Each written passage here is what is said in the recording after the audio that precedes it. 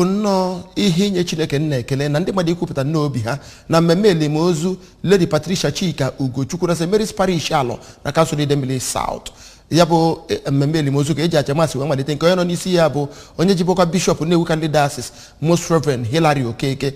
Ụfọdụ ndị ụkọchukwu bịakasịrị ya ma ndị knight ma ndị si na gọọmenti ma ezinụlọ dị iche iche ma ndị na-echere ha ezi echiche a bịara na-ekwanyere achala ugo nwaanyị a ugwu ikpeazụ.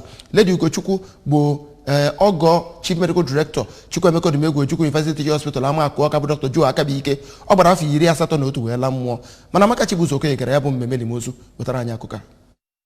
Mgbe ọ na-ekwuzi okwuchukwu iji wee merube ajamisa ahụ nke ji adonye arụ Lady Ugochukwu n'ala ka Reverend Father Paul Nwankwọ onye bụkwa onye obodo Alọ onye okwuchukwu ya gbadoro ụkwụ na okwukwe nke ndị Kraịst na mbilite n'ọnwụ na ihe kwesịrị onye Kraịst ime mgbe onye ọ hụrụ n'anya nwụrụ. Ọ sịrị na onye ọbụla nke mere mmiri chukwu ma ọ bụ onye nke kwenyere na Jizọs Kraịst na onye dị otu a adịghị anwụ anwụ kama ọ na-anafe ịnọnyere nna ya nke eluigwe. Ọ gbara ndị a ọdachi adabidoro ume ka ha nwee okwukwe n'ime Kraịst n'ihi na nne ha biri ezigbo ndụ nke a na-akọsịpụta ịdị mma ya. Ọ kọwara nwaanyị a dịka onye na-elekọta ndị mmadụ ma na-ahụkwa mmadụ n'anya ma yọkwazịa ndị niile gbakọrọ ka ha bie ndụ dịka ntụziaka Kraịst si wee dị ka a ghara ịchọ ha achọ n'oge ikpeazụ.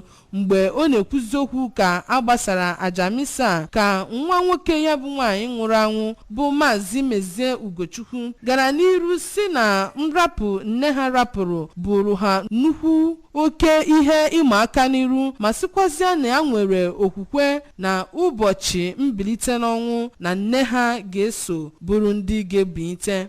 Mgbe ọ na-etizi ezinụlọ aka n'obi ka Deputy Majority Leader bụkwazi onye na-anọchi anya ọgbanta vote nke Orumba North Constituency bụ Honorable Emeka Afọka sịrị na nwaanyị a nwụrụ anwụ bụ onye eji ndụ ya akụziri ndị mmadụ ihe nke ọ gbasapụrụ aka wee tinye ya bụ mkpụrụ n'ime nwa ya bụ Oriakụ Nkiruka Akabike onye akọwara dịka onye na-ebi ndụ udo ịhụnanya ma nwetukwa onwe ya n'ala na-adụziri ndị mmadụ. Ọ gara n'iru ma yọọ ndị ezinụlọ a ka ha gbakwasị ụkwụ n'ihe ndị a bụ ezigbo ihe nne ha mere na ihi na nne ha nọ na aka nri nke Chineke bụ nna.